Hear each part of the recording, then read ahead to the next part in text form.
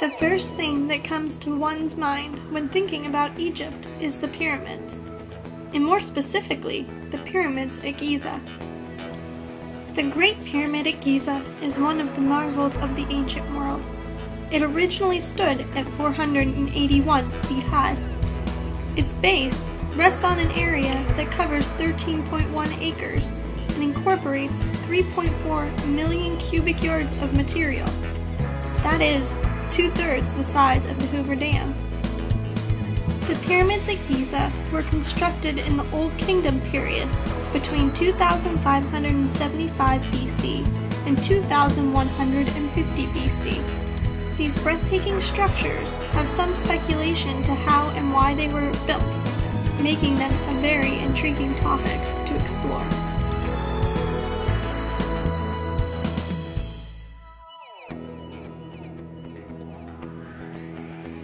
The Egyptians built tombs to protect the pharaoh's soul that remained with his corpse after his passing. Before pyramids, massive tombs were carved into the bedrock and topped with flat roof structures called mastabas. The flat roof then allowed mounds of dirt to top these structures. The pyramid shape could have come from the shape of these tombs with the mound of dirt on top. Another thought is that the Egyptians modeled the pyramids after the sacred Behrend stone. The Behrend stone symbolizes the rays of the sun. This was important to the ancient Egyptians because they believed that the pharaohs reached the heavens through the sunbeams.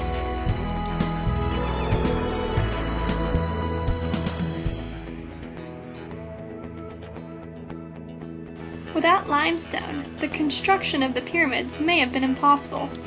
Limestone is a sedimentary rock, meaning that the rock is formed by sediment on the Earth's surface or underwater. The rock consists of calcite and is light to moderate gray in color. This light to moderate gray color is no longer visible in the pyramids today because of weathering. The weathering has caused the pyramids to be a pinkish or yellow color.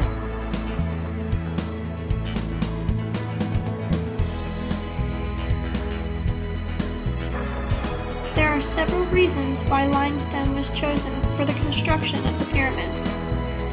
The two main reasons were that limestone was easily accessible because it is so prevalent around the region, and because limestone is a soft stone and is easy to break and shape.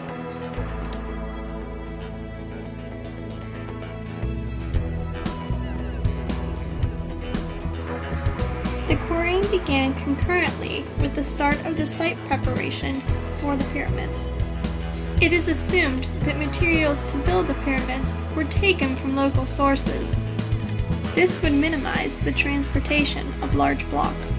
Archaeological evidence supports the fact that there were one or more quarries on site. Smaller blocks between 2.5 to 6 tons make up the majority of the blocks used in the construction of the pyramids. Stones were also imported from quarries across the Nile, such as Tura. These stones were moved by boats and then finished when they reached Giza. The blocks were broken in the quarries using a method developed by Egyptian workmen. The development used the technique of drilling holes into the rock by hand and then inserting wedges to the holes. The wedges were then pounded with mallets until the rock cracked and the slab broke loose. These slabs were then dressed down to reach the final dimensions. The tools used to shape the stone to its final dimensions included copper and bronze saws. These tools helped them make tightly fitting joints.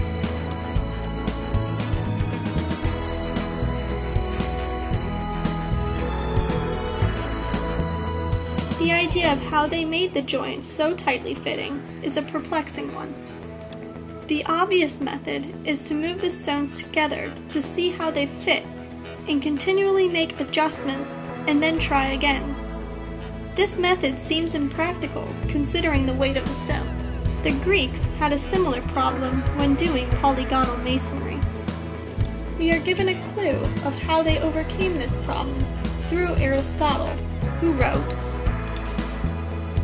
"The strips used in Lisbon construction, for the strip is bent to fit the shape of the stone and does not remain unchanged." Evidently, the lead was fitted and shaped to fit the stone, and then the other stone was shaped to fit the other side of the lead. Lead was not extensively used in Egypt. However, this method could have been used with another metal, such as copper. The strips would have been very thin and reused. The metal would be ill-preserved and could be overlooked in excavations. It does not seem possible that this method could have been used with any other material besides a metal. None of the shaping and breaking discussed could have been possible without the sandy properties that limestone possesses.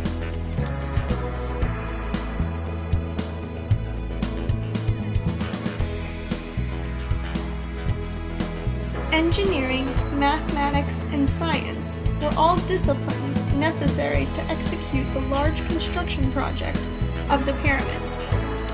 The Egyptians could predict the flooding of the Nile. They could identify major stars and the position of stellar bodies with some accuracy. They could calculate areas and volumes of structures as complex as the pyramids. In addition to having a system of written records, they used many basic tools made of copper, including saws, chisels, hammers, and drills, and they understood the principles of the lever and of the inclined ramp. It is very reasonable that they had possessed the ability and the resources to produce the fantastic structures of the pyramids at Giza. Along with these resources, a vast amount of manpower was also needed to quarry the limestone, move the limestone, and construct the pyramids. Not all builders of the pyramids were war criminals or foreigners. Some of them were just regular Egyptians who were full-time employees of the pharaoh. The number of men would vary due to natural occurrences such as the flooding of the Nile. The floods would cause farmers to have free time, so they would come to work on the pyramids until the land was workable again. There is also some skeletal evidence in some ancient Egyptian women showing wear and tear on their bodies from work in construction. This suggests that women worked on the pyramids too.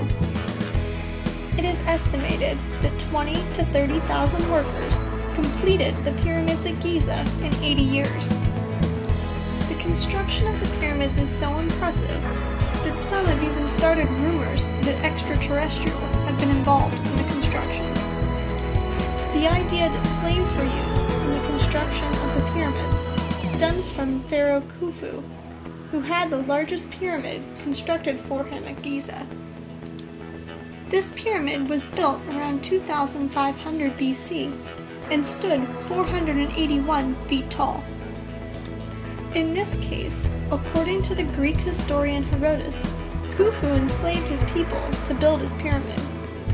Graffiti showed, however, that some of the enslaved people still enjoyed their work and they took pride in it. They formed groups and even named the groups, such as the group called Friends of Khufu. The structure completed by the enslaved people incorporates 2.3 million stone blocks, and like the other structures, has blocks with the average weight anywhere between 2.5 to 15 tons each. At the rate the pyramid was completed, a stone must have been put in its final place every 2.5 minutes. It took more than just manual labor, though. Architects achieved the accurate pyramid shape by running ropes from the outer corners up to the planned summit to make sure the stones were being positioned correctly. Priests and astronomers helped to choose the pyramid's site and orientation so that they would be on the appropriate axis in relation to sacred constellations. It is likely that communities across Egypt contributed workers as well as food and other essentials for what became in some ways a national project to display the wealth and control of ancient pharaohs. From the stone pusher to the priest, every worker would have likely recognized his or her role in continuing the life and death cycles of the pharaoh, and thereby perpetuating the glory of Egypt.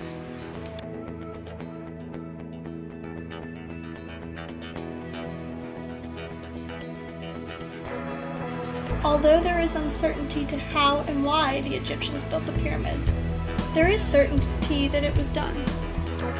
The pyramids today stand as proof of the skill and determination of the ancient people that built them. We must stand in awe to their project management techniques, as well as their planning techniques and their construction techniques. The completion of this project is truly extraordinary.